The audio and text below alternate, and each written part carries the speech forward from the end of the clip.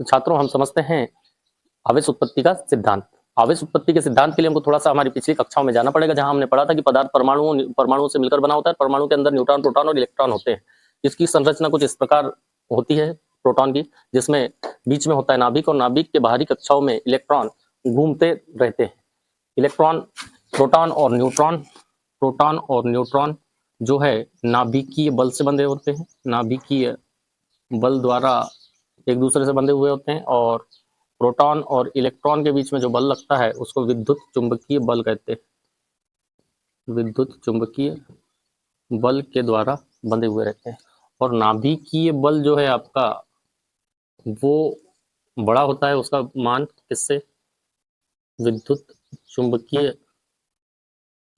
चुंबकीय बल से।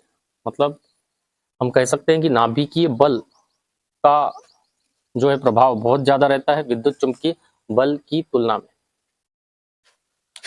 प्रोटॉन पर आवेश जो होता है वो धनात्मक आवेश होता है, और इलेक्ट्रॉन पर जो आवेश होता है ऋणात्मक होता है, और न्यूट्रॉन पर जो आवेश होता है वो जीरो होता है, जिसे हम न्यूट्रल भी कहते हैं, या कह सकते हैं कि उस पर कोई आवेश नहीं होता।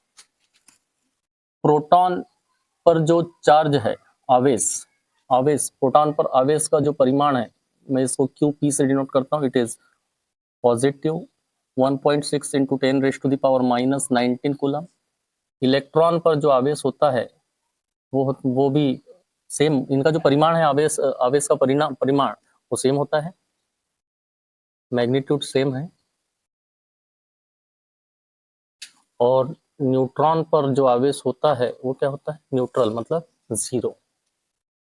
और प्रोटॉन का जो मास है वो होता है 1.67 into 10⁻⁻17 kg, and mass of electron is 9.1 into 10⁻⁻31 kg, and mass of neutron is equal to 1.67 into 10⁻⁻27 kg। इसके बारे में भी हमने चर्चा कर लिया कि भाई इन पर इतना आवेश होता है और इन पर इतना चार्ज होता है।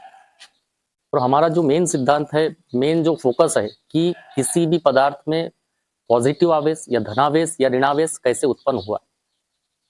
तो हम यहाँ पर सिर्फ हम कोई पदार्थ ले लेंगे, और धनावेश और ऋणावेश आने के लिए जिम्मेदार होता है ये मुक्त इलेक्ट्रॉन। पूरा जिम्मेदार कौन होता है? मुक्त इलेक्ट्रॉन। किसी भी पदार्थ या कोई भी पदार्थ, हम कह सकते हैं कोई भी पदार्थ धनावेशित या ऋणावेशित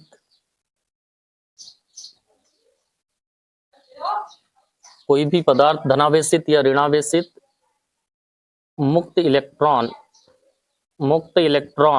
के कारण होता है। क्या कहेंगे हम? कि कोई भी पदार्थ धनावेशित या ऋणावेशित मुक्त इलेक्ट्रॉन के कारण होता है।